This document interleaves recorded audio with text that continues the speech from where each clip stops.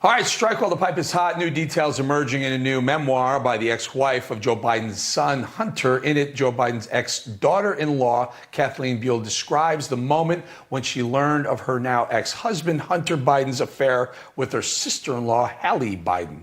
Buell goes into Hunter's drug addiction, her response to his infidelity, and about the ongoing Justice Department investigation into Hunter Biden's finances. So now let's bring in New Hampshire congressional candidate Karoline Leavitt and senior contributor for The Federalist, Ben Weingarten. Ben, if I may start with you, Ben.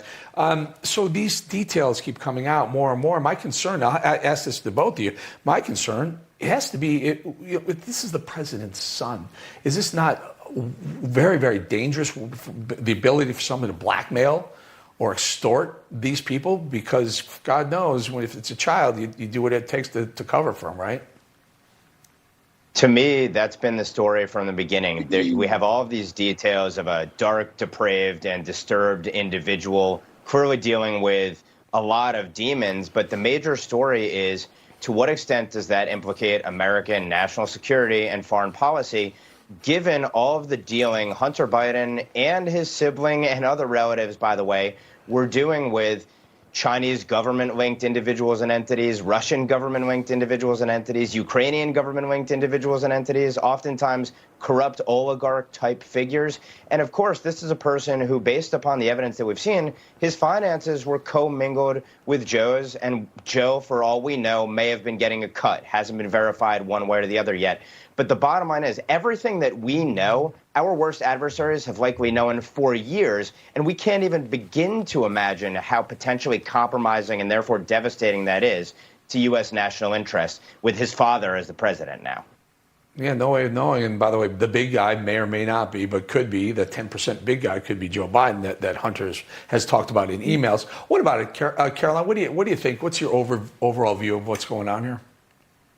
Well, as a candidate for Congress, Eric, I am certainly more concerned with Hunter Biden's very sketchy business dealings, as your guest just said, absolutely compromise our commander-in-chief. Our adversaries certainly know much more than the American people, unfortunately, do, which is why when we take back the House, we will subpoena Hunter Biden, drag him to Congress, whatever way that we possibly can, and make him answer, his lawyers as well. Very, very tough questions, which, first of all, should have already been answered by the American mainstream media, but they have not. I was there working in the White House press office when the Hunter Biden laptop bombshell story dropped, thanks to the New York Post, and we watched like clockwork the Democrat regime cover up that story, censor and silence it. By the way, this is the same media that pushed the hoax that Donald Trump colluded with the Russians. Now it just may turn out that it's this president and his son who may have been colluding with the Russians and the Ukrainian government throughout their entire corrupt careers.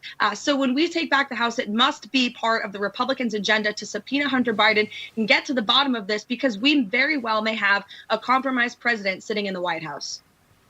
Caroline, Joe Biden has said, I'll give this to both of you as well, but Joe Biden has said that he had no idea. He didn't know of any foreign dealings of and with his son. How do you answer that?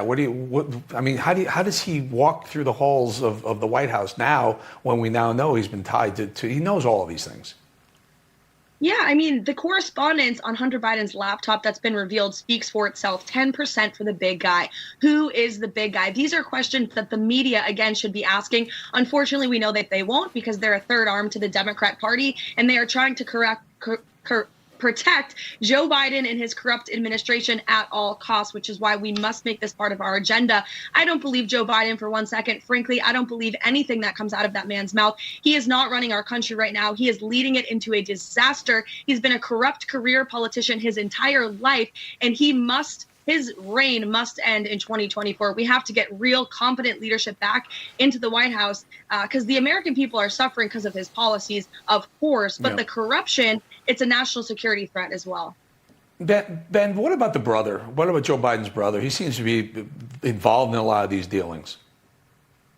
Yeah, in some ways, it seems like Hunter Biden, the salacious details kind of run interference for various other family members who have been implicated in these dealings. And his brother, Jim Biden, has been implicated in Joe Biden's brother, Jim Biden, has been implicated in a whole slew of potentially corrupt business deals around the world as well. And to go back to your question about what do you say about Joe Biden's comments on this, that he knew nothing, the fact of the matter is he's been pictured with Hunter Biden, as well as there's been witness testimony, of course, in the form of Tony Bobolinsky, for example, where Joe Biden is there sitting at the table with Hunter Biden while he's dealing with these other actors.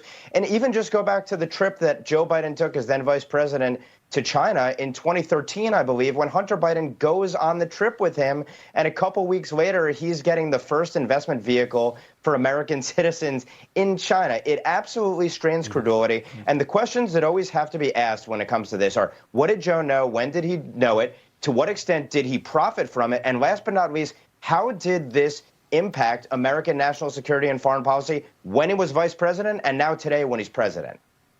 Yeah, unbelievable. And there is that picture floating around of the Gulf foursome with Joe Biden, Hunter Biden, and then at least one, if not two, members of the board of that Ukrainian gas company. And that somehow Joe didn't know about it. I guess they didn't talk about any of that stuff all through the 18 holes they played. 4 hours, by the way. Ben Weingarten and Karoline Leavitt, thank you so much for joining us.